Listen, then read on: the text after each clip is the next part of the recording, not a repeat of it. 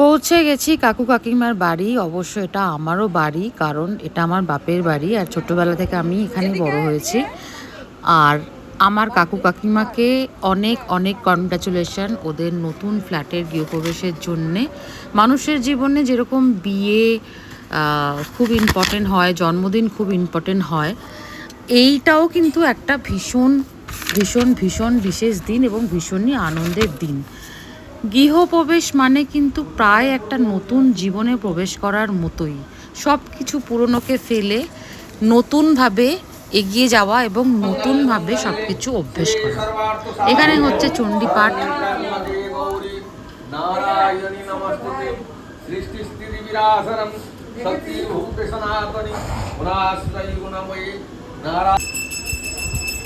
এখানে হচ্ছে আরতি, চারিদিকে কাঁসর ঘণ্টা, শাঁখের আওয়াজ, তার সাথে মন্ত্র শুনতে সত্যি খুব খুব ভালো লাগে। দারুণ একটা অ্যাটমসফিয়ার। আরতি হয়ে গেছে, তারপরে আমার কাকিমা একটু আরতির তাপ সবাইকে দিয়ে দিচ্ছিল। তারপরে শুরু হলো এখানে হোমের প্রস্তুতি। হোমটাও খুব সুন্দর হয়েছে, মানে আগুনটা খুব দারুণভাবে জ্বলছিল, খুবই সুন্দর লাগছিল।